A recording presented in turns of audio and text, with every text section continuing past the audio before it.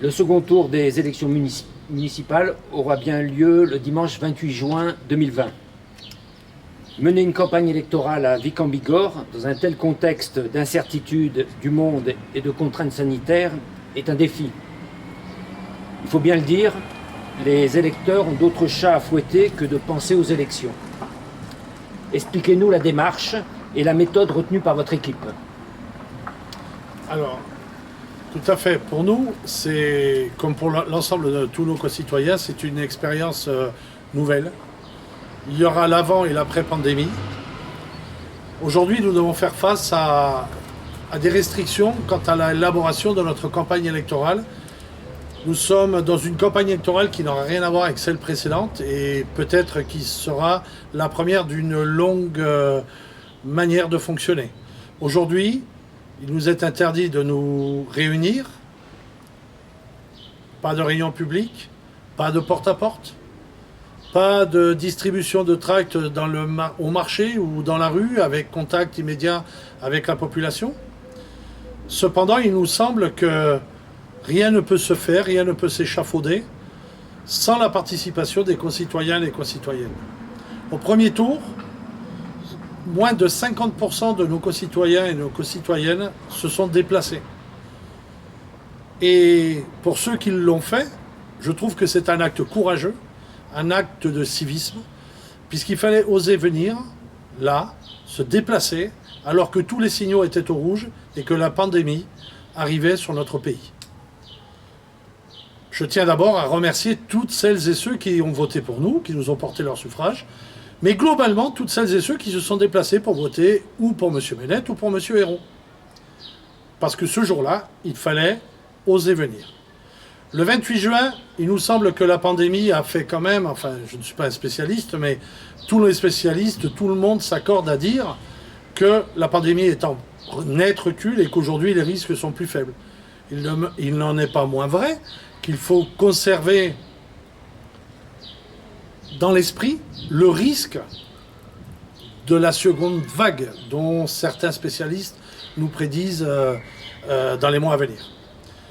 Donc le 28 juin, oui, nous allons vous appeler à revenir voter, à vous déplacer, bien sûr à nous porter les suffrages, mais avant tout, avant le 28 juin, il va falloir que nous nous rencontrions, que nous continuions à peaufiner ce projet que nous avions initié dès le premier tour, que vous puissiez, vous, apporter vos richesses, vos réflexions, vos interrogations, vos critiques actuelles, de la municipalité actuelle, mais les critiques aussi du programme que nous avons commencé à ébaucher. Nous n'avons pas la science infuse. Nous comptons sur la participation de vous toutes et de vous tous pour venir enrichir notre projet. Vous êtes basés sur des observations, sur des orientations que nous vous avions confiées. Donc pour ce faire, pour ce second tour, nous allons faire une réunion publique virtuelle. Nous avons créé un canal YouTube, toujours uni pour Vic, sur YouTube. Vous pourrez vous connecter, poser vos questions en direct et j'essaierai d'y répondre, toujours avec ce qui est notre cœur de fonctionnement, la sincérité, l'honnêteté, sans emphase, nous ne sommes pas des communicants, nous sommes des acteurs dans l'équipe que j'ai l'honneur de mener,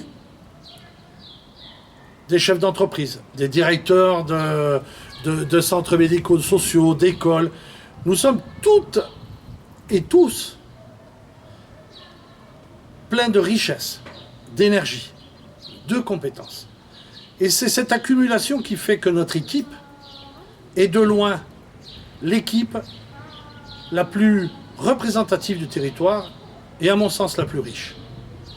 Donc, le 18 juin à 20h, il y aura cette réunion virtuelle. Vous pourrez nous interroger soit par téléphone, soit par chat, et nous répondrons en direct, sans autres artifices que la sincérité. Afin de mieux vous rencontrer aussi, nous avons mis en place quatre